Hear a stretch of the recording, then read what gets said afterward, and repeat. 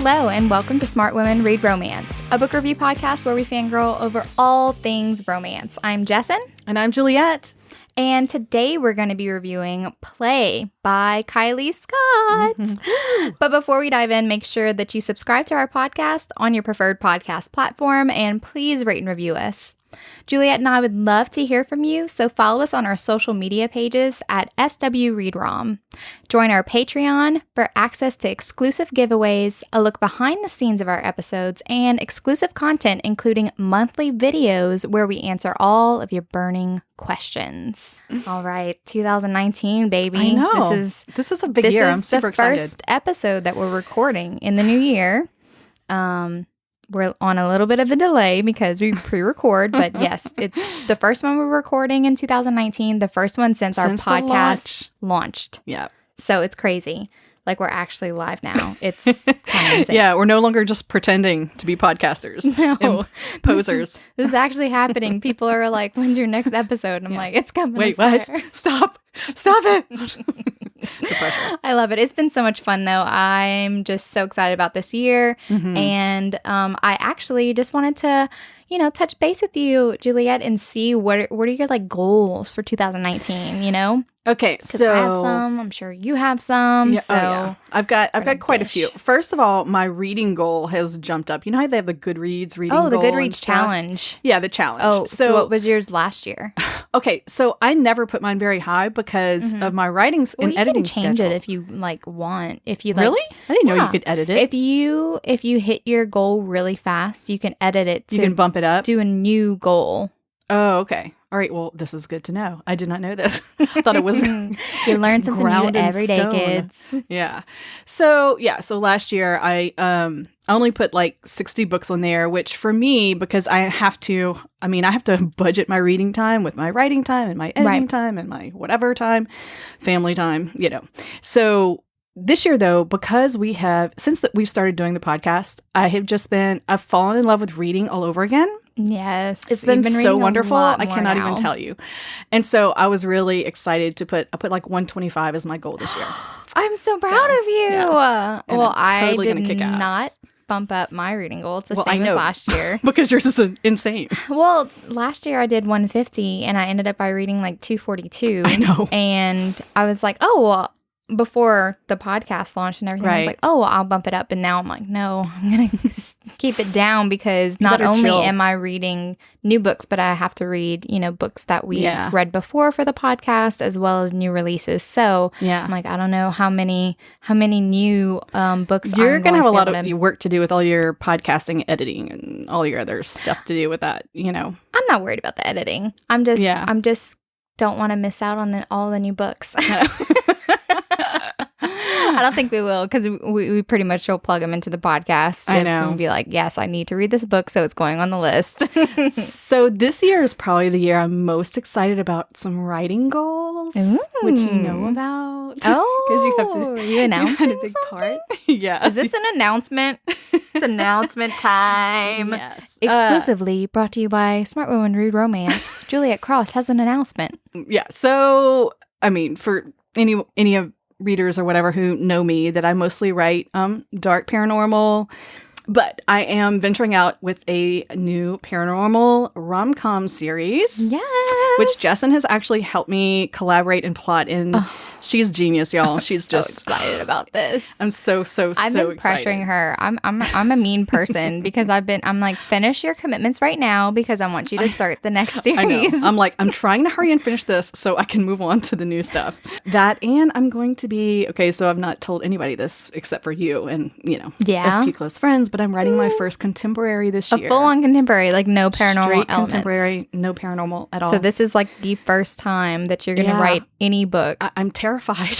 I'm excited because I already know what her premise is for the first book in her contemporary series, and I freaking love it. So, oh my God, I'm excited. I think everyone's going to love it too. Well, I wouldn't be worried about that. We'll cross our fingers.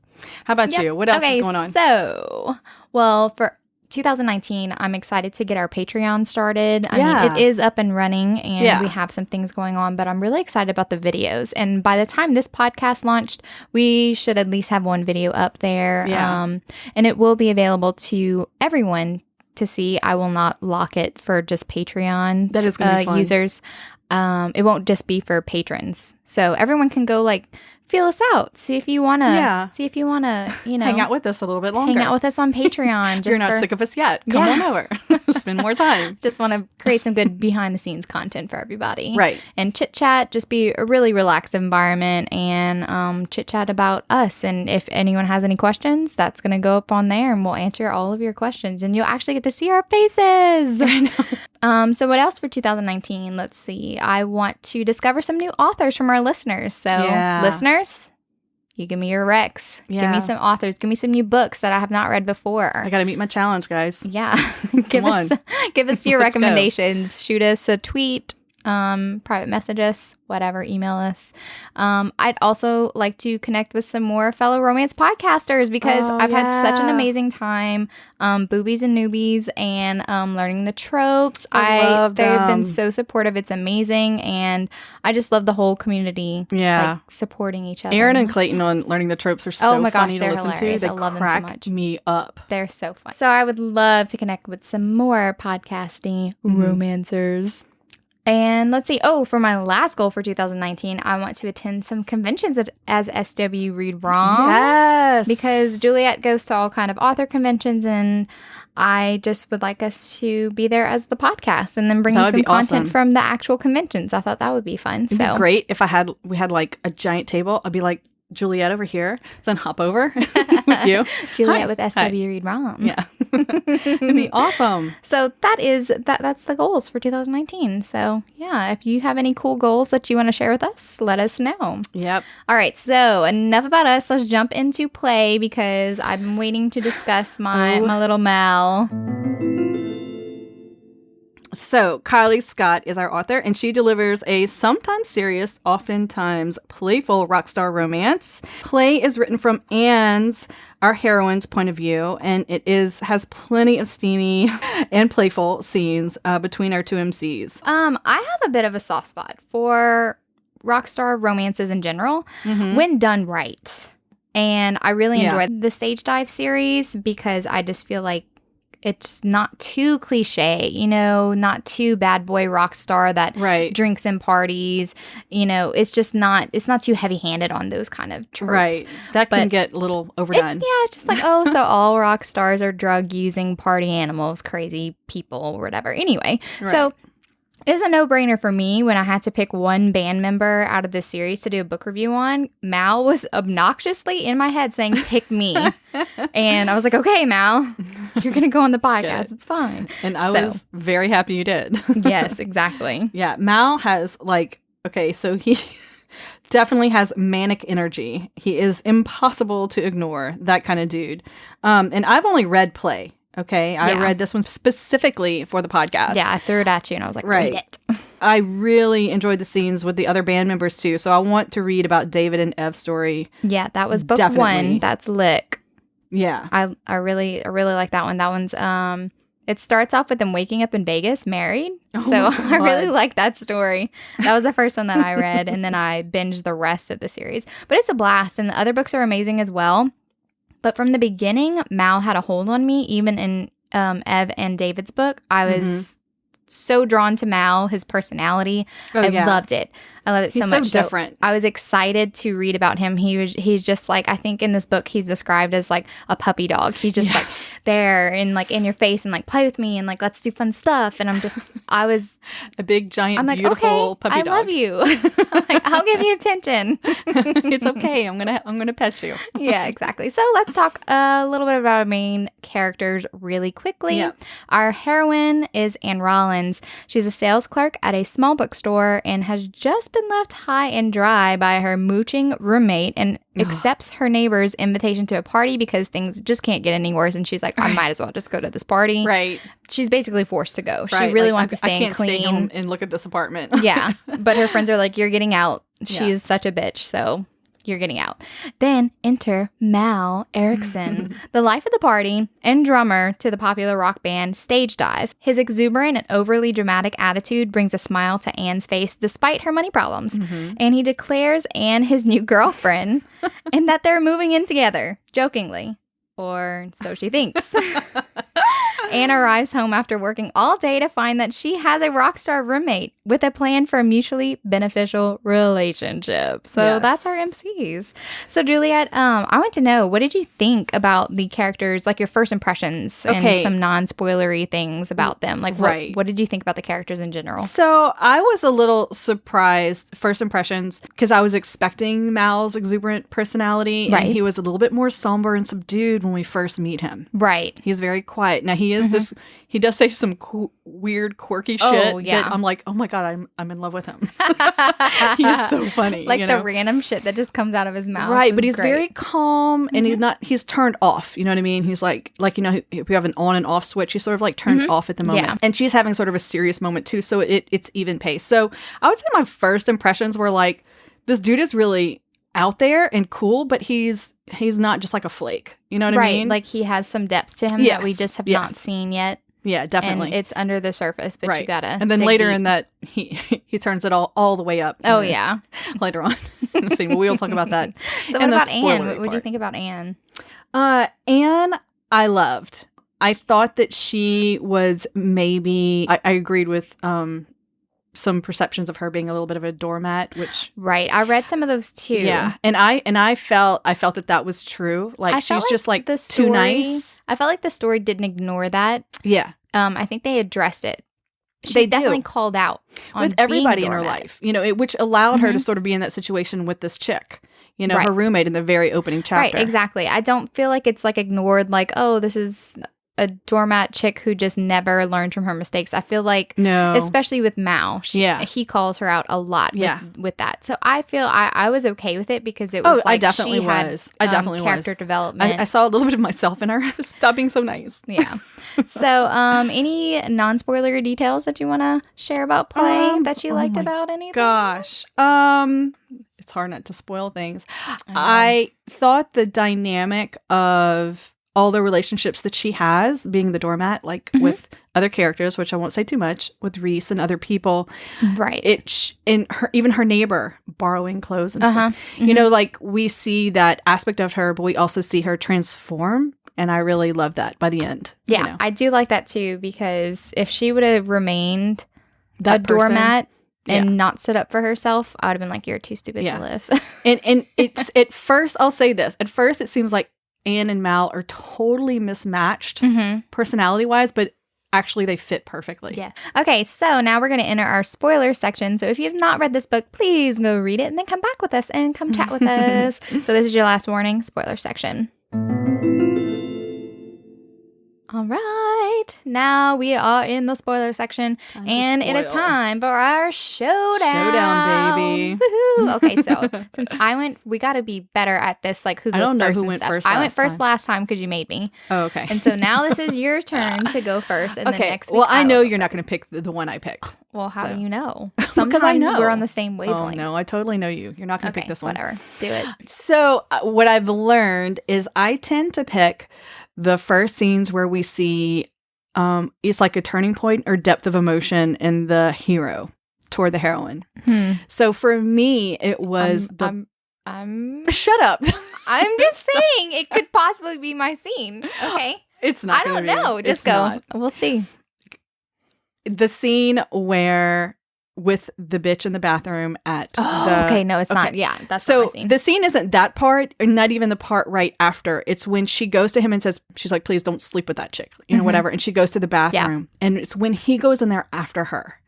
And he forces her in there. Yes. He's the one that says... he sort of pushes her in. Yeah, he's tell me what's going on. What did she say? What did she say? What did she say to you? Yeah. And so this is the first time we see funny Mal go to serious Mal in a heartbeat and protective. Right. And then even like when Ben like pokes his head in and is like, Ben interrupting. Hey, he's such a dude, cock she's blocker. So hot. Like, remember we did that threesome? Can we like do one again? And he gets all defensive. He's like, the fuck, get out. He's like, excuse me, this is my girlfriend. Stop talking that way in front of her. He's like, oh, you're serious?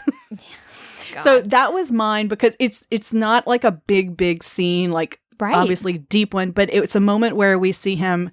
He is serious about her. And she makes a comment whenever she says, do me a favor. And he's like, what? Yes. Anything. And she was like, you don't even know what it is. Like, you didn't even hesitate to say yes. And he was like, of course not. Like whatever you want. What do you want? And I will do it. So I like that scene too. That was a very good scene. Okay, so my favorite scene was comes after a little bit of an emotional heavy part after Jimmy's kind of grilling Mal about what's wrong with his mom Lori, and he just like he needs to take a break, and so they can't find Mal, and he's in the practice arena where they practice, and he's like breaking all the drumsticks, and he's like super hammered. He's just drinking Jack from the bottle, right? And then David comes and plays with him, and Anne is just watching. She's just being there for moral support, and he like.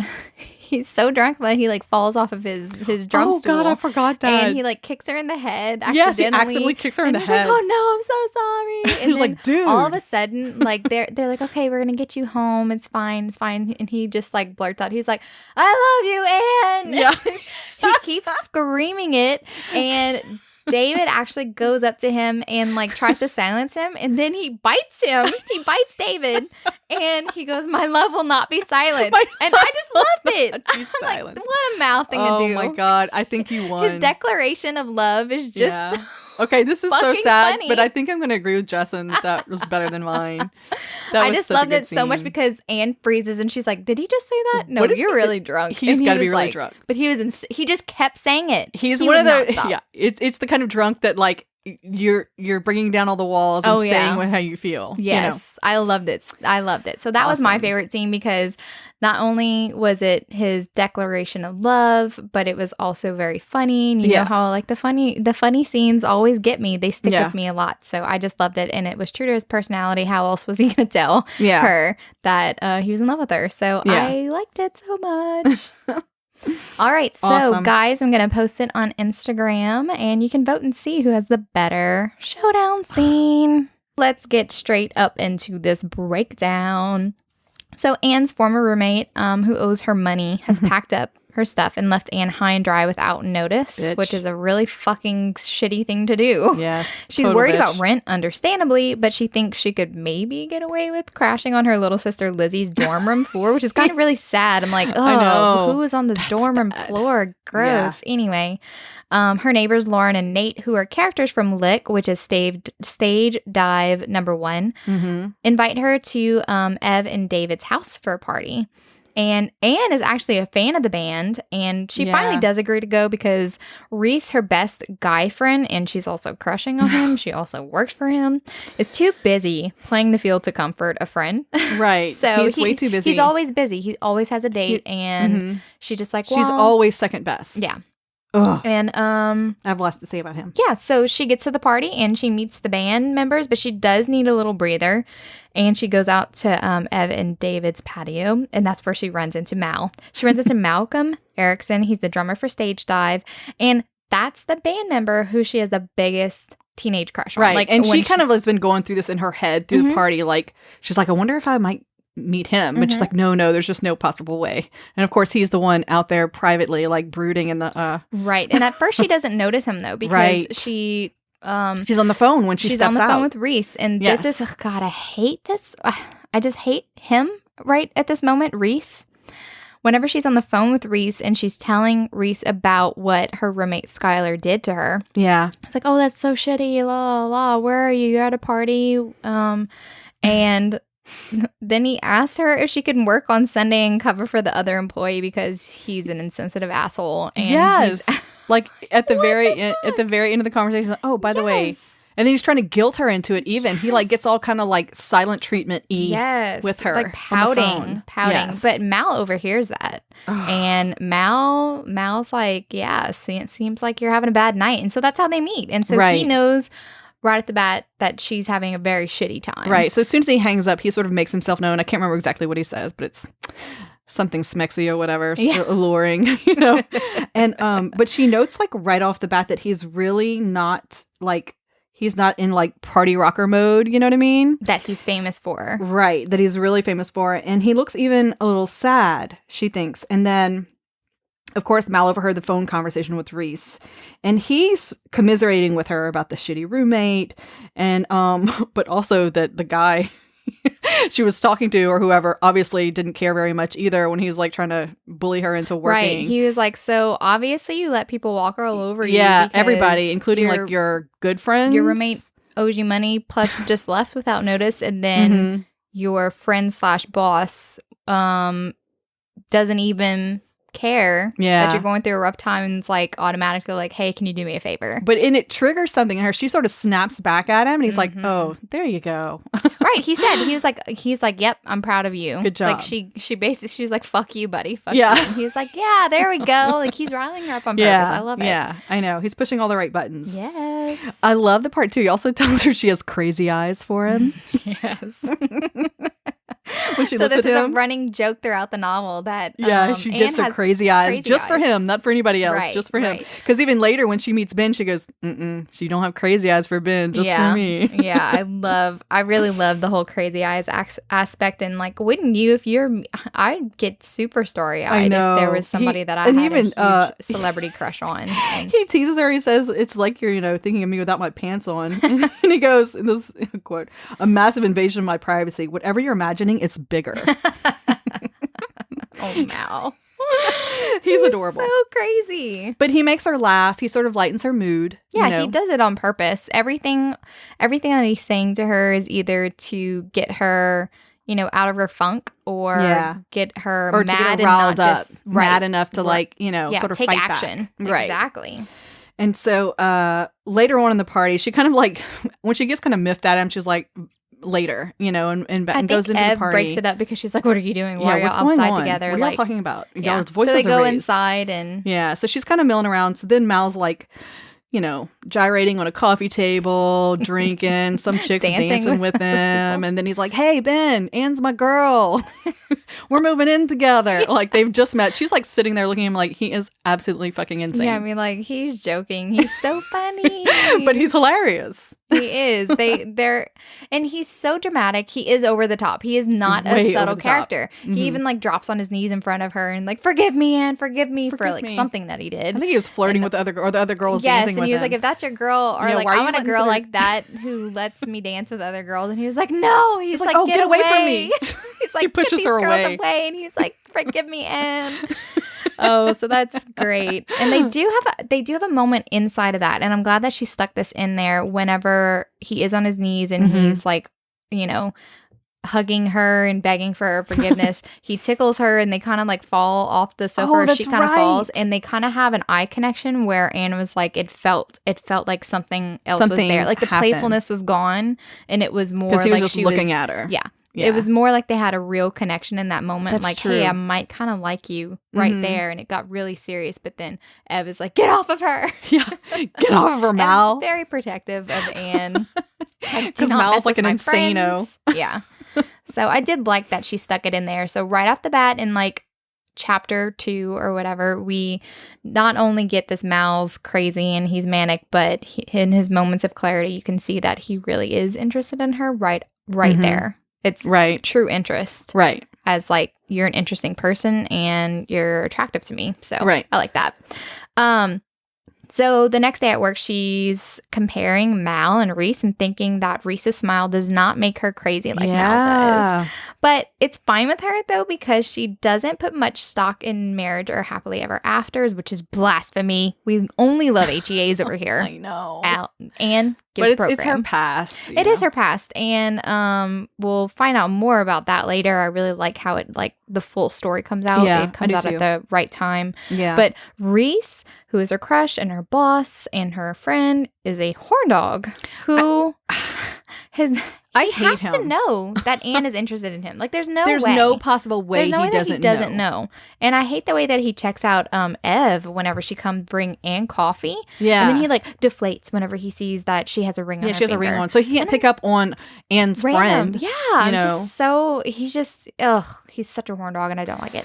But Ev does admit that she came to the bookstore for a reason. She wanted to know what Anne and Mal talked about on the patio that night because he's been off lately and the band is worried about him. They're like, we don't know if it's depression and with all the thing that happened with Jimmy, which is David's brother and also the lead singer of the band, he was into drugs. It's not a spoiler. I mean, that's all up in the book. Like, it's not a spoiler for his book. It's later. And they were sort of like having a heated conversation on the balcony, which nobody could hear. So she's like, hey. Yeah, because that's whenever she was like, fuck you, buddy. Trying to come to get the scoop. Like, what did y'all say? What's going on? So Anne was just like, oh, no, it's nothing.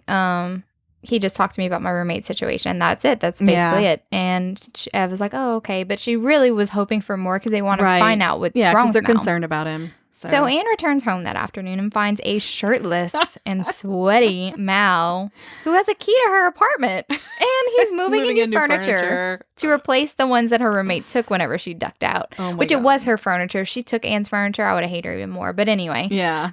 He's like, I'm moving in. He's like, yeah, moving in. And he paid the rent. He bought new furniture. For like 3 months or something. Yes. And Anne just kind of blown over and she's like, what?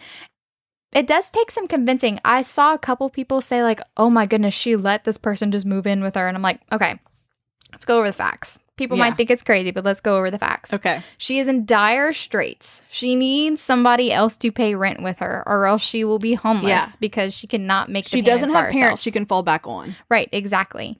He is a popular rock star. So, and he's a crush. So that she's honestly, had forever. Like Chris Hemsworth needed a place to cry, I'd be like, yeah, you could totally be my roommate. I don't know you at all. That's all right. Yeah. But I've seen you in Thor. Yes, exactly. You're Thor and you can shirtless. Definitely. So yeah, that's okay. If you want to use my bedroom, you can. Yeah, it's fine. We can sleep in the same bed. We can play footsies. It's not like she doesn't have connections like she knows who Evelyn is. She knows Lauren and Nate, who are her neighbors. Right. And Nate is Ev's brother. And so like she has connections to Mal. Yeah, not it's just not like a complete stranger. Right, I mean, to her, yes, but like they're friends of a friend that are good people. Yeah, and she doesn't immediately say it's okay, but he makes his argument and then she's like, fine, we can do this. It's fine. Yeah. Well, he does ask a little bit more from her. He's like, well, let's pretend we're dating. But also, I mean, serious girlfriend boyfriend. Yeah, he was like, but like we gotta do the touching stuff. Yeah, we gotta practice too. But I do like his line. He said, "Life's a song and let's play," and I was like, "Oh, you're so cute." I know. He also has a serious moment where he says, after he says that he's paying the rent and buying furniture, he said it was nothing because she thanks him for it. And he said he really didn't like seeing her sad last night. And so that was like a serious moment where his manic personality was turned off and he just like looked at her just like for real. And I think it's really interesting that their like meeting is in a moment when she is vulnerable and he sees that vulnerability. And it's like there's a connection immediately. Right. You know what I mean?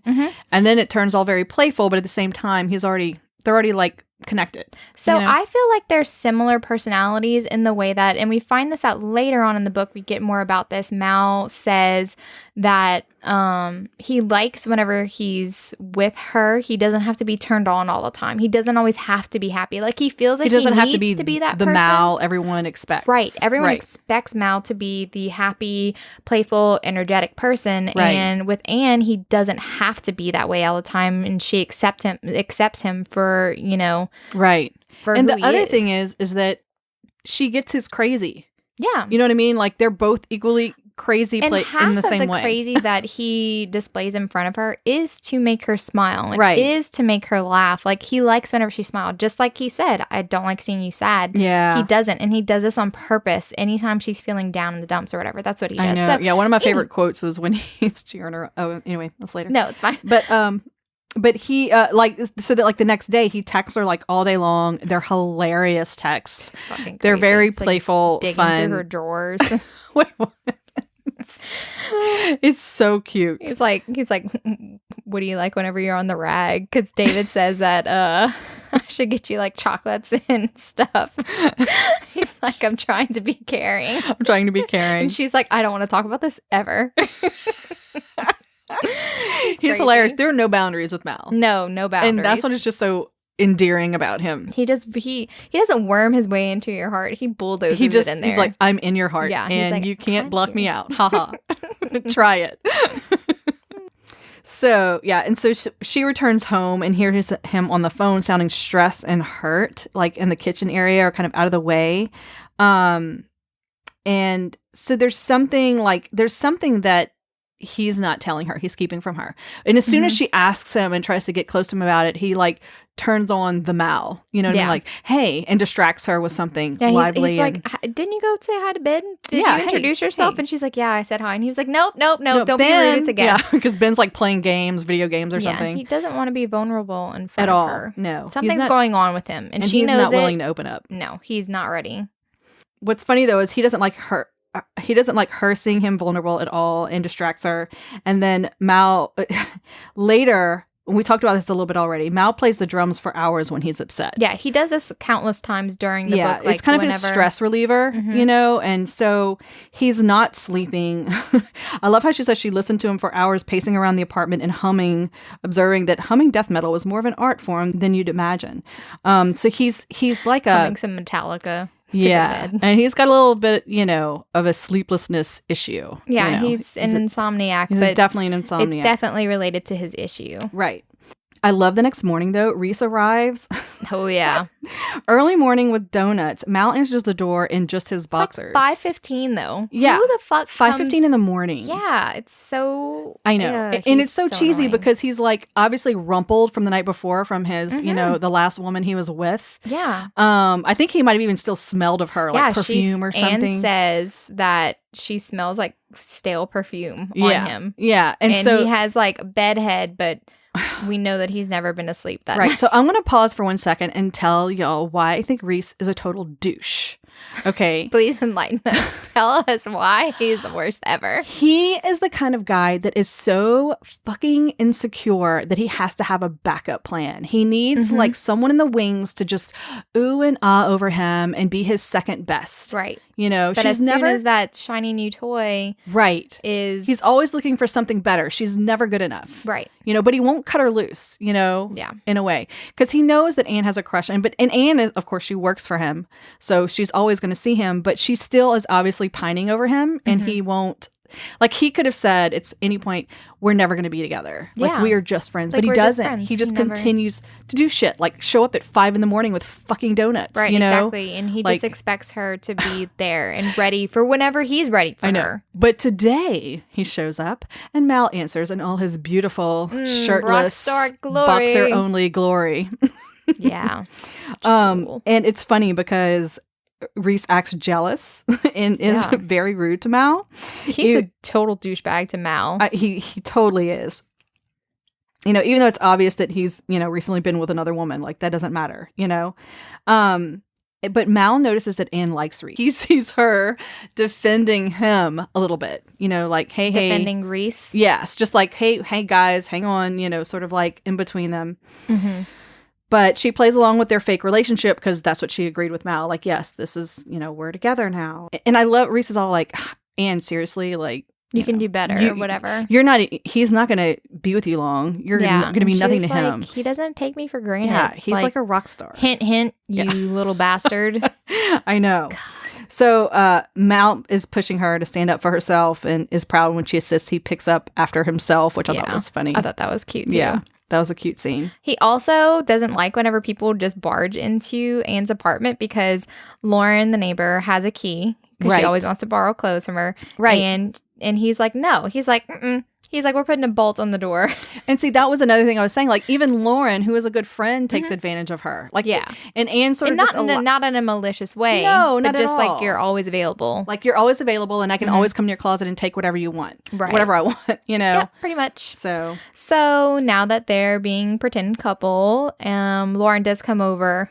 She's stopped by the bolt, and she's so confused about that. It's like, hey, but she's like, open up. Are you ready? She's like, why aren't you ready? And Mal sent the text to the wrong person that they're going to David and Ev's second wedding as a couple. It's like, I told you. No, you didn't. No, you didn't. You sent it to like Angie. It's not me. Oops. And Mal does. There's a little flirtation going on with Anne while he helps her zip up her dress. She needs some help, and he like skims her back. And I got the shivers whenever I read that. I was like, ooh, I love it. I know. And he's like, no bra with this one. He's like, like, okay. He's like, I'm gonna be looking all night to see if I can see down your dress. So which he does get a peek. Mal does test his crazy eye theory because whenever she had come over to the apartment and Ben was there, he notices that there was no crazy eyes with Ben. Yeah. And she was like, well, how do you know that it won't happen with Jimmy? Because I haven't met him yet. I haven't met Jimmy yet. Okay, so at this party, he brings her straight to Jimmy and he was like, nope, no crazy eyes. He was like, the crazy eyes are just for me. So he's very satisfied that he is the only one that gets crazy eyes from Anne, even though they're all equally as popular. He also plants one on her super unexpectedly, and it was like a good kissing scene, like the descriptions, and she's like, whoa, this is not just a quick peck. This means something, and I'm feeling things. Yeah. And his response after they finished kissing is, that was fun. And like he grinned and he was looking at her like he discovered a new game. One that he really, really liked to play. And her response is, no, fuck no. Yeah. She's like, no, I can't start this. And she brushes it off with him and was like, oh, well, it was okay. Yeah. She's like, it's all right. And he's like, okay. No, it's not just okay. So I'll have to take care of that. Yeah, it's definitely a new game for him. He steals kisses all night. Exactly. And she does tell him, she's like, so not every girl needs to fall at your feet. And his response is, you do. And this is such a big fucking red flag because whenever he responds, you do, he's not being playful, he's being serious. Yeah. So this is our hint because we do find out later that he was attracted to Anne this whole time. Like this wasn't actually a game to him. Right. You know, and he's just unfamiliar with how to handle relationships. Right. And this is his way of coping. With these feelings. Yeah, this is his way of coping. But that's definitely a red flag because he's like, but you're the one I do want to fall at my feet. And Ev does tell, because everyone thinks this is a real relationship. And Ev says that she likes the way that Mal looks at Anne and that it's a new thing to see from him. And so also another red flag. It's like, this is real people. Yeah. Right from the beginning. So Anne beats herself up for becoming attached to Mal's brand of crazy adorableness because she thinks it's all just playfulness and friendliness. Well, she says she can never tell whenever he's being serious or he's just joking, which I would feel the same way in her position. Yeah. I would definitely be super confused if I were her. What? But then you're seen with the incident with that bitch in the bathroom. Yes. But Anne stands up for herself, and that's why I really like that scene because she says, she's like, did you really just tell that to me? Because she said, oh, you're really out of your weight class or something, like talking about like, oh, you're going for a rock star. Like, you're so brave. You're so brave. Yeah. And I'm like, enjoy it while it lasts. Bitch, Jesus. But she calls her out, and she didn't know the bitchy girl, didn't know how to respond because she was not expecting Anne to be like, Anne says, I don't even know you. Why would you say that to me? And the bitch was like, holy fucking shit. Well, she's a mean girl. Yeah, she's a mean girl. Nobody stands up to the mean girls. They don't expect you to stand up for yourself. So she does have her vulnerable moment where she tells Mal that she doesn't want to be his joke because she, like I said, she doesn't know whenever they're being serious or not. And he says that she's not, and that she's his friend, one that he's very into for lots of reasons. I love that. So we don't get that elaboration, but, we do get that line. But we get a lot of, like you said, there's a lot of seriousness and depth to him in this scene following the whole bitch scene. Only Anne's seeing at this point. Right. Everyone else is expecting Mal to be crazy, crazy rock star. But I love him. Yes. So Anne's really starting to get to know him. she even tells him, like, he comes across as this just plain happy-go-lucky type dude, but there's like a lot of layers. She wants to peel back those layers and see more of him. Oh my God. So there's a funny, it's after the end of this party, I believe, where they go home. They've been drinking a lot. Yes. Okay, they're a little tipsy. Yes, they're a little tipsy. They go home, and of course, we already know this from earlier on that Lauren and Nate next door, the walls are like paper thin, so you can always hear them having sex. So, and of course, Mal and Anne are sleeping in separate bedrooms. Okay, so I think he's on the couch at this point, or he's still on the couch. Yeah, he doesn't have the bed. They're waiting for the bed in the extra room. Right. So she's in the bedroom. He's in the couch. all of a sudden we start hear Lauren and Nate going at it. Yeah. And Mal comes in. He's like, are you fucking hearing this? He's like, please tell me this is a joke. Is this a joke? And then he starts feeling like competitive and starts like moaning and groaning. Oh no, louder. this is a direct challenge. Yeah. Like, oh no, like, we're showing them. We're oh showing no, them. we are going to have louder sex than them, even when we're not. He's so like, funny. The banter that he throws out is great. It is perfect. So they're like jumping all over the bed, bouncing all over the bed. She's having a good time. She's laughing. They're jumping on her bed. Totally like laughing. kids. And then they break the bed with their fake orgasms. Yes, I love it. It's so funny. But she does fall on top of him. I know. And that was what's so funny. Like in their like funny teasing antics or whatever, she falls on top of him and you can see him. He gets kind of serious for a second and he's like, are you drunk? Yeah. And she's like, checking. Yeah. And so she is. And we see him back off. He's like, oh, okay. Yeah, like he's not going to take advantage of her. Which I love that. Yes, I do too. God, I love it. Yes. He wanted to make sure that she was sober and really choosing and he could have go further. You know what I mean? Him. And I'm sure she would have been like, yeah, let's do it. Yeah. You know, because she is attracted to him. Yes. But he did not want to do that when he she didn't want her to regret anything. To regret anything. And he wants her to be with him too. You know, I love that. So I know. much, That was an awesome moment. So they do go hang out on the sofa. Yes, they hang out on the sofa and they fall asleep. So her little sister Lizzie finds them and freaks out when she realizes who Mal is. Yes. That is one of the funniest damn moments.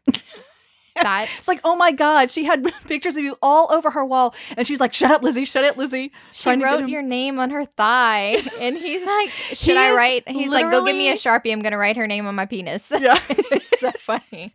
Like the whole time, Anne is screaming, shut up, Lizzie, and trying to get up. And he's like pinning her down, holding her down, laughing hysterically while Lizzie tells all of her most humiliating moments. So that scene could have turned out way differently and kind of been like, she pushes him away, but it really didn't turn out that way. No, it was funny. It was hilarious. She was just like, no, this is not happening. This is a teenage crush. I don't feel that way now. Yeah, I totally don't feel that way at all. Yeah. Oh my God, that was a good moment. So yeah, because she pretends to hate it, but she doesn't.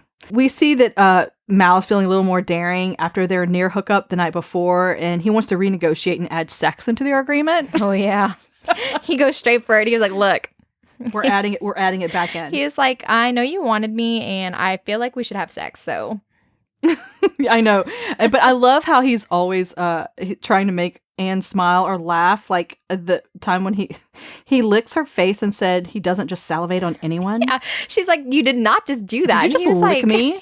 Like, I don't just salivate on anyone. Fucking funny. Like, you're so special, Anne. You have no idea. I love it. So Lizzie is there at the apartment because they usually on Sundays, they have breakfast and Lizzie and Anne call their mom. Yes. And we find out that Anne has a very strained relationship with her mom. Yep. Anne kind of took on the mother role for Lizzie when she was a teen. And there's more to the story that we find out later. After the call, she goes to Mal for comfort. And this was a really, really cute scene. She asks for a kiss, which he gives without question. Yeah. He doesn't question her at all. And then he tells her, he's like, don't have sad eyes, Anne. I can't fucking stand it whenever you're sad. And she says, you make it better. And he says, of course I do. Have you seen me lately? Because he's trying to make her laugh. I know. She's sad and he wants to make her laugh. This is completely on purpose. Like he's not just being flippant about her mood. He just wants to brighten her day. Oh, we forgot to tell them the nickname. He calls her Pumpkin. Oh, yeah. That was the first night. Right whenever, he starts calling her Pumpkin like right whenever he moves in. But whenever Lizzie kind of crashes into the apartment because they forgot to lock the bolt, he calls her Pumpkin, and Lizzie's like, she responds to Pumpkin, and Mal says, well, she pretends to hate it, but secretly I know she loves it. Her face goes all soft and everything. So he knows, and she really does love that Pumpkin nickname. It's Mal is much more observant and a smarter guy than is portrayed. He is very observant. He really is. He's not just this airhead that is just there for shits and giggles. Right. He's very much in tune aware with Anne's needs. They take Lizzie to band practice. He invites them both to band practice, and Mal runs into a lady friend. I hate this part. The band practice. I like how they didn't continue this on in the story, though. It was very just like a moment that happened, but it never happens again. Yeah, you know what I'm saying? I would have been mad if this was an issue. Yeah, a recurring issue. I would too. So, she's mad about it, and everyone's looking at Mal because he's like lingering on this girl. Like she's kind of hanging all over him, Yes. and it's obvious she's a past hookup, Yes. you know? And so everyone's looking at him even the sideways, whole band is like looking at Mal and then looking at Anne like, Yeah. oh my God, oh my God. Yeah. It's very So it was heartbreaking humiliating scene. for her. That was It a hard is. scene to read. And he gets a little bit defensive too because he's not used to being in relationships, and that's not an excuse. He fucked up. Yeah. But he goes off and it plays the does drums or add to her whatever. stress because whenever she does leave, he does not come home that night, and she takes Yeah. that as a sign as he has been with this Yeah, girl he went and Ainsley, hooked up and with her. that they've broken up. And so she texts him that she can drop off his things at David's house. She does not get a text back all day. She goes to work, and Reese tells her to take the day off because Yeah, she's you're just obviously not depressed. there. She's not Yeah. mentally there. He even Yeah. has to put her in the back stock room because she just cannot work. Right. So she goes home and she takes a bath, and she's just like, I'm not going to think about it. Well, Mal barges in. They keep forgetting to lock this bolt on their door. Mal barges in while she's taking a bath, and he is pissed about her text and asks if she's breaking up with him. And she's like, we can't even break up. This like, is you're not breaking even up a with real me? relationship. Yeah, he's mad. He was super mad. And he's like, oh, it's not real. So he jumps in the tub with her. Oh my like, God. fully clothed. And he does like start making out, and she's like, well, you were with Ainsley. And he's like, no, I wasn't. I went go play the drums because, like we said, this is his thing. This is how he deals Right. with emotions whenever he was upset about and being upset about the whole he was situation. upset about having hurt her. You Right, know? exactly. He didn't know what to do. Yes, he said, I'm sorry I hurt you. And she's like, you didn't hurt me. You didn't hurt me. And he slept at David's house, and Right. he forgot to charge his phone, all that. So that's what really happened. She accepts that apology, and she's like, they're gung-ho ready to like start like their sexual relationship. Right. It's clothes are coming off. It's crazy. But then Mal's parents show up and interrupt their very soaked, sexy time. And like, that could was you the imagine? funniest scene too. I really That loved the was. scene. Oh that my God. was. I loved it. Like, honey, are you in the tub? Yeah, I'd be like, why is there water all over the floor? Where's your mop? I'll go start. Mal's dad's like, come here. Like, get honey, away honey, from let's the door. let's yeah, he And figures you're it like, out quickly. where's Anne? Oh, she's at work. She'll be here later. Crazy. So then they go out to dinner with his parents, and Mm-hmm. she meets them, and they're delightful. Yes. Lori, but we do Neil. definitely feel some tension at dinner, you know, a little bit. Like not tension, like angry tension, but just like, I don't know. A different vibe. Yes, a different vibe. There's something going on, like his mom and his dad and Mal constantly are kind of like checking on the mom, Yeah. you know, Watching her. And so they keep like encouraging her to eat more, and she's like, you know, kind of picking at her food, that kind of thing. Yeah. After that observation's made, the mood really shifts to like a downer. So we know something's wrong with his mom. Something's going on. We know she's sick. We know Mhm. that. I mean, it's obvious. Yeah, it is very obvious. And they drop off his parents at their hotel, and Mal is like silent in the limo, and she's like, Anne is like, her old self would just be like, at first she's like, why don't you just drop me off anywhere? He's like, I'm not dropping you off somewhere. Yeah, it's like raining Like, outside. it's raining, and I'll Like, take you back to idiot. the apartment. Then he's going to go play And the he was drums. like, Anne wants to get to the bottom of it and Yeah. ask what's wrong. And he keeps saying nothing. And she's like, it's and I obviously think her old something. self would have been like, I'm just going to leave him alone. But she's like, she goes, fuck this. And I she like love it. crawls onto his lap, and he's like, what are you doing? Yeah. Like, what's going on? And she's like, the night isn't ending this way. I won't let it. And I love that she's taking control. I love it. And she's like, if you're not going to tell me what's wrong, then I'm going to give I you know. something And to this was the look moment forward to. where she's like, I hate to see you sad, you know? Mhm. And so they have hot, heavy grope fest in the car. Yes. So fucking hot. Is like super lovely. Get it. Loved it. They finally make it to the apartment where Reese is waiting outside with flowers. Cock blocker. Actually, they keep Such getting a cock interrupted. blocker. I know. Like, and it's like Reese knows. He's like, okay, I might be losing my second best, you know, girl in the wings. Yeah, now he's doing above and beyond things Yes, like to he try to is. get Like, her he would never do attention. this before, but now he wants to like get Go her away from Go Mal. away, Reese.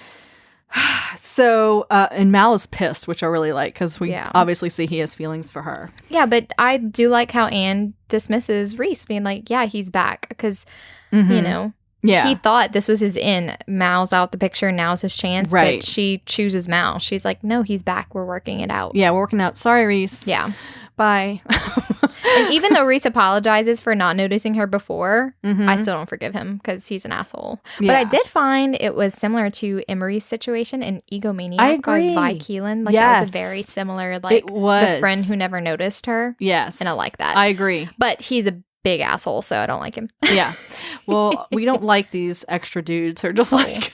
fuckboy trying to keep you on the sidelines. It's just like, to me, the worst, the scummiest shit you can do. Right. Like, cut bait or, shit or get off the pot is what we say. Exactly. Down Commit here, or don't. Like, just, I don't know. And you're too late now. Someone's better in the picture. And Mal declares that Anne is his girlfriend for real now. Yeah, he wants to be very clear. Like, after seeing Reese is after her, he's like, no, but we're like, this is like a for real thing. We're really together, just so you know. Yeah. And she's like, well, I can't tell whenever you're serious or not. Yeah, I know. And he's like, he said he's always serious when it comes to her, even when he's messing around, that they are destined. Or he's like, we're destined or something. Yes. It's I fucking love it. It's fucking in the stars, Anne. Yes. Just don't, He's like, just roll with it. Just roll with it. I love his little... Let's do it. His little quotes. Well, Anne does ask, because she's like, okay, well, now that we're in a real relationship, tell me, why did you want me to be your fake girlfriend? Like, why do you need a fake girlfriend? And he reveals that he liked her at the party. He just liked her as a person and wanted to get to know her better in a real way, and so made up that he needed a fake girlfriend. He didn't need a fake girlfriend at all, and it was... From the start, he liked Anne, and he just wanted to get in her space and hang out. So they are together now. They have some sexy times, and Mal has this amazing morning wake-up call. And awesome. They have sex, but the whole thing is that, so they have sex, and we're in Anne's point of view. It's always Anne's point of view, and she's so close. But then Mal finishes before her, and she's like, oh, well, it's fine. And then, so Mal's like, what do you need or whatever? And she's like, oh, no, nothing. It's fine. And so he like flips her over and then like goes downtown, and she's like, wait, no, Mal, what are you doing? And he was like, I'm having a conversation. And she's like, with what? And she goes, Mal says, you had your chance to communicate with me and you chose not to. You let this relationship down. Feel bad, Anne. Hello, Anne's clitoris. It's me, Malcolm, your Lord and Master. So he's talking to her vagina. It's the best. Letting her vagina know that I'm going to take care of you, baby. He has the vagina's best interest at heart, and he's going to give it an orgasm, even though Anne wasn't even going to ask and say I didn't finish. Anne, you lost your chance just between me and your vagina. 10 points to Malcolm Erickson for not letting her just get away with it. Mal does say that he needs her to come on tour and ask her to take time off of work because he says that he deals with stuff better whenever she's around. And says he doesn't always have to be happy around her. This is whenever he says that. And admits that there is a reason why, because she's like, does this have to do with, the reason that you don't want to talk about it? And he's like, yeah, it does. But he still doesn't want to talk about it. So she negotiates with Reese. She takes 1 week off, and she sees Mal's parents socialize with the band and realizes that they're very extremely close. Like, all the band members love Lori and Neil. Right. So they have a close relationship. She is observing now because we all know something's going on with Lori, and she sees Mal and Neil. They're just always on watch for Lori to see if anything happens. And it's not gone unnoticed by the band. And Jimmy calls him out and demands to be let in on what's going on with Lori. And Mal plays dumb, and he does say some hurtful things to Anne, just being like, oh, we've only been dating for like 2 weeks or whatever, and you're trying to get into my... He's putting up a wall. He does not know how to process the fact that his mom is very sick. And also... He's never had to be this vulnerable guy. Right. He's always been the one, the peacekeeper, the one keeping everybody's mood upbeat. The fun-loving guy. And so that's my scene. He goes off. Nobody can find him. He's at the practice hall, and he's drunk playing like a maniac. And she sits there with him and watches him play, and David goes and plays with him. Yeah. He says this one line, and just like... nailed me straight in the heart, and he said, I'm missing a beat, and I can feel it. Shit ain't right. And she's like, I know, but I'm here. We're here for you. Yeah. And it was just such a sad moment. You know, he's facing the loss of his mom. I love how David just picked up, his guitar and played with him. It was like, such a brotherly. Yeah, they didn't even talk about it. Just And then my part where he drunkenly tells Anne, I love you, and bites I love David. You, Anne. His love shall not be silenced. After he knocks her in the head. Yes, he's such an idiot. So the next morning, Anne says that she's sorry about Lori. And so this is whenever they get talking about the whole situation. Right. So then Anne sort of takes the lead and tells a silent Mal about her own history with her mother. I mean, she even says things like, I wish she'd leave me alone. She talks about how her mother's depression and pill use, basically that Anne raised herself. Her mom basically was a zombie their entire... After her father left. After their father left. That was the catalyst, and that was kind of how... Right. So she has what didn't put too much stock in relationships because look how it ruined a little bit of abandonment issues from the father. Look how it ruined her mother. Right. But she even says that's not even the worst that happened, that my dad left. It was I had it so much worse. Like my mom thinks that the worst thing that happened to us kids, me and Lizzie, is that our dad left. No. But it's not the worst, because the worst is the mom was there, but she wasn't there. And so all the opportunities that should have been afforded to Anne, like going to college or doing all these things, all she was doing was trying to raise Lizzie. She even acted like she was being homeschooled. Yeah, she acted like she was being homeschooled, to make sure that her mom so that they wouldn't take them away and put them in a foster care and stuff.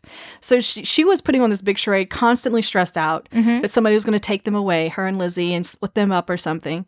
So she was always going above and beyond, working like these menial jobs and stuff like that.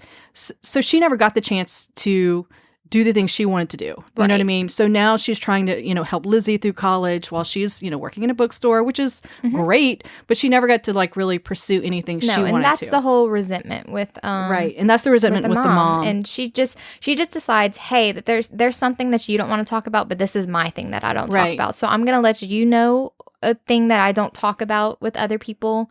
And hopefully, and Mal does say, because she starts off and then she's like, oh, maybe this is insensitive, but Mal's like, no, go on. Yeah. So he encouraged her. So after she opens up, then he opens up and says, my mom has ovarian cancer. Right. And I think he really needed to say that out loud, because he had not really said it to anybody besides like his dad. They really don't talk about it too much. So he really did need to say that to her. Yeah. And he says, she only has a few months to live.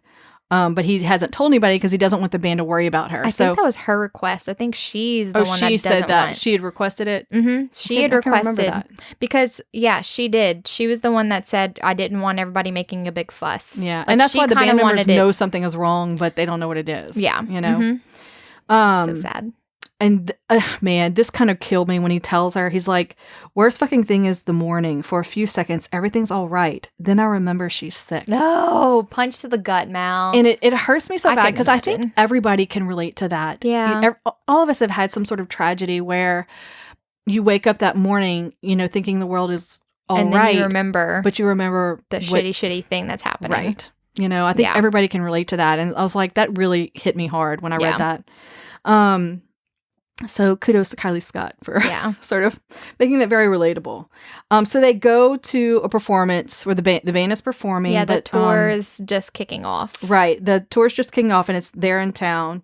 Lori faints at the performance. And she's on the side of the stage. She's off to the side, but she sort of falls. Just so happens to be between songs where Mal actually sees it happen. Right. And then Anne was like, I'm going to go. Anne goes to kind of tend to her and she finds out that Lori has less time than Mal thinks. Maybe gutting. A few weeks, and she's like, lucky. You have got to tell him. You've been keeping this from him. It's going to destroy him. He already can't deal with it. Yeah. And if you die tomorrow, and he not thinks even you have prepared. Months, so this is you've got to be honest with him. Yeah. So she insists that they have to tell him, and the dad's like, I'll go find him. And so she stays with the mom. And so, of course, after the concert, Mal goes a little crazy, starts drinking heavily, quickly. He even punched the wall. He came into the room with his knuckles, bleeding. And he's just like, it's fine, Mom. It's nothing. Whatever. I'm good. Where's the alcohol? And just starts downing JD or something. I think he asked for whiskey and Ev brings back vodka. But they do fuss at him for it. They do. They're all helping. His room. Everybody's kind of Mal,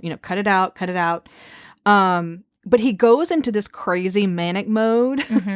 And what does he think is going to solve because everything. it's like an after party. It's like an after party. It's an after party the concert. Of the concert. They have to put this on. Like, there's no getting out of it. They've already had people arriving. Right. You have all these important people that are there. Tour people, agents, whatever, blah, blah, blah. He's putting on a managers. front, but he's also just being that crazy, crazy party rock star that everyone expects him to be. And he's out of his head, and he just like suddenly is like, hey guys, I have an announcement to make. Life's too short. And he proposes to Anne. Yeah, he's like, Anne, will you marry me?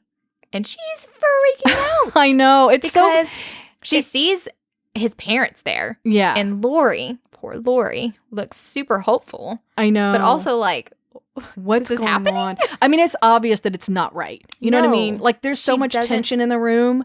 And then for him to do this, and then it really is kind of mean to put Anne on the spot. Oh, yeah, definitely. You know? I mean, he's not thinking. He's not obviously not thinking clearly. So he really is thinking life is too short. He does have feelings for Anne. And you know what is ultimate here, though? That Anne, the doormat, says no. Yeah. In front of everybody. Everybody. She goes up to him and whispers it. It's not like she's like, no, I'm not going to marry you. No, I'll never marry you. Yeah, she's like, this is But she kind of takes the reins and is like, no, Mal, not like this. Like, no. Yeah. This is not going to happen. No, and she was in the right. She should not have said yes. She's like, this isn't romance. This is insanity. No, you know? I respect her for being like, this is your grief talking. Exactly. This is and not I like that. I mean, she could have been like, sure. You know, like she could have played it off. Yes. I actually thought that that's how it was going to go. But I thought she was going to say yes, and then they were going to have a talk like away from everybody. But the braver thing to do. I respect her. I know. And to me, that was like the ultimate, okay, she's not a doormat anymore. No. She's taking the reins of, everything. I love that. I just thought it was great. After that whole proposal mess, yeah, she returns home and she spends the rest of her time off furiously cleaning her apartment because she does have the rest of the week off. And he's gone. He's on tour. Yeah. Mm-hmm.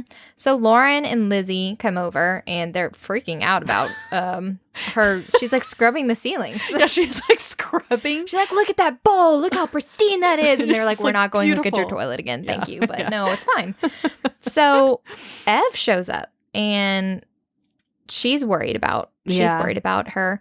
And Anne asks, why are you here? Yeah. Aren't you supposed to be on tour? Right. Ev says that the tour was canceled and they're all with Lori in Mal's hometown because it's going to be soon. You know? So they're all there to support. She's gonna pass very soon. Anne says that she did reach out to Mal. Right. Like said, if you need, is there anything that I can do? Yeah. Is there anything I can do for you? And he one-worded her. I fucking hate one-wording text. Me too. And he just says no. It's so cold. Oh God. I'm like, she wanted to be there for him. And Ev was like, well, you can get on the plane and come visit. And she was like, no, I already tried. Reached out and he doesn't want me there. Exactly. He doesn't. And see, that's how I would react. He doesn't want me there. I'm not going. No, because I would feel so out of place. Exactly. Like his I'm not gonna mom's push dying myself and there. you don't want me there. So exactly. But so Anne's birthday is very soon. It's that same week that she's off. Oh yeah, we have the traditional. Mm-hmm. She's waiting for Reese because they have their annual dinner. Yeah, with the ass they've been hat. friends. Isn't that great? Stupid Reese. But he's late. She's like, he's 15 minutes late. He's not a really late person. I guess I'll go outside and go wait for him so I can see him whenever he arrives. Right. She gets outside and she sees people rolling around in the lawn. Rolling around on the lawn. It's Mal and Reese. They're She also fighting. sees flowers flying, like petals. Right. Flying in the air and stuff. So yeah, they're fighting. There's like a box with like some sounds coming from it. They're just like punching each other, and Mel's like cursing him up and down. It's great. And she sees Reese going in for like another sucker punch, and this was a horrible idea. She decides to jump in the middle of the fight. Don't ever do that, guys. Yeah. She does get a shiner from Reese, and I'm so glad it wasn't Mal, because I've been like, oh my God, I might have broken her cheekbone. I'm so grateful that it was douchebag Reese, because I'm like, yeah, that's such a douchebag move. Exactly. You punched her. Exactly. Asshole. Good job, Reese.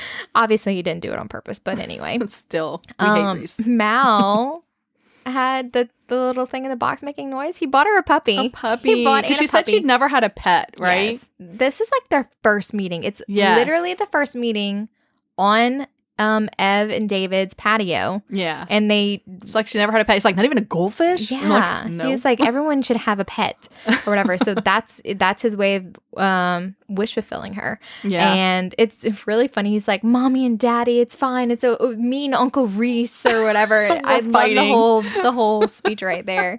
So they go up to the apartment. Mal carries Anne up to the apartment, and Reese brings the dog up. Yeah. And she says, she's like, well, I can't even have a dog over here. And he's like, that's fine. I bought you a new apartment that allows pets. And she's like, ha. And she's like, but I kind of wouldn't be surprised if he did. Yeah.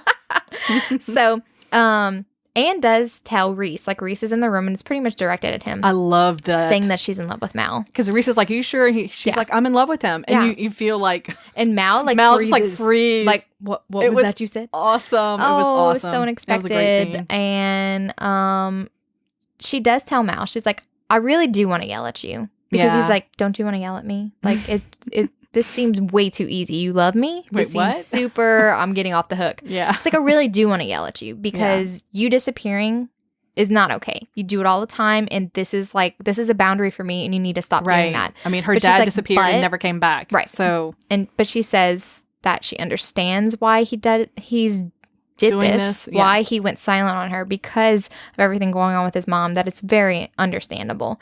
And Mal says, I'm in love with you too, and I just pushed too hard on the wrong thing at the wrong time for the wrong reason.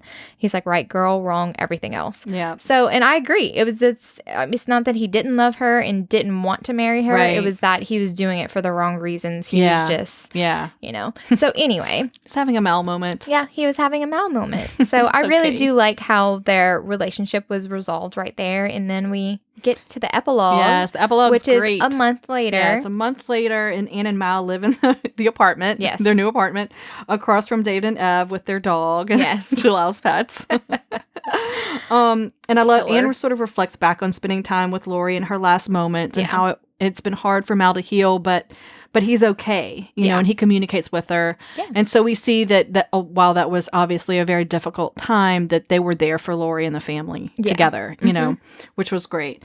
The present day, it's Thanksgiving, and she's nervous about her people coming over for Thanksgiving. She's hosting Thanksgiving. She has some guests coming over, and Mal's like, well, this was your idea, and we're going to do this. I know. I just love it. And Mal's just like there to support her. Everything looks great. Everything looks fine. You know, and there's a knock on the door. And then we see, of course, that Lizzie walks in with their mom, you know, who has come in. Yeah. You know? So and that's this is what she was worried deal. about. That was she was second guessing her decision to invite her mom over for Thanksgiving because she really doesn't see her. They don't live in the same. I think she lives far away because the mom had even invited them to come over for Thanksgiving. The mom lives in SoCal, and so anyway, but she's there. Yeah. So forgiveness is happening. Yeah. And that's good. Yes, it's like an olive branch. We just see the beginning that this is an olive branch being offered up, but we don't elaborate. And I kind of like that too. Because if they would have rushed like, oh, Mom, I forgive you, I love you, I'd have been like, no. That's not reality. So but it was a perfect ending. It was a perfect ending. It was a really good epilogue. It was. I loved it. So good. It was so awesome. Good. So, just wondering, can you guess who are the love interests for the next few books just by reading this book? Do you have like an idea? Because I hope to God it's Ben and Lizzie. Okay. That's the one. And Jimmy has to be the PR chick. Okay. What's her name?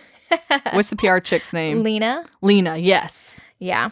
Am I right? I was just, Yes. Okay, guys, I really didn't cheat. I didn't even look at blurbs. It's in the blurb. I mean, it's not like you can't find it out. So yeah, I just wanted to know. I just wanted to know if she could figure it out because it's almost like they have intersecting timelines because Jimmy does he's going through some stuff. They make some comments about Jimmy and his PR person. So that was like a little bit of an intersecting timeline. I'm looking forward to reading the rest of these. Seriously. Yeah, I really do like it. I love Kylie Scott's writing style. So me too. If you were lucky enough to get the Cocktails anthology that was put together during the whole Cockygate scandal, you can read a cute short story about Mal and Anne, and he arrives at her work in the bookstore, and they get it on behind. No. Yes, it's great. I love it so much. So, if you haven't purchased it, unfortunately, you cannot buy it any longer, but you can probably find a friend that has it and go read that short scene. It also has amazing previews by other authors too, and especially by Penny Reed. Yes. There's a scene in the Cocktails anthology with a little sneak peek into Penny Reed's new Winston Brothers spinoff. The next book is called Engagements and Espionage, but don't read it. Don't read this sneak peek unless you've read Beard Science. So that was just like my little addition to my little shout out to the Cocktails anthology. We're always plugging the Winston Brothers.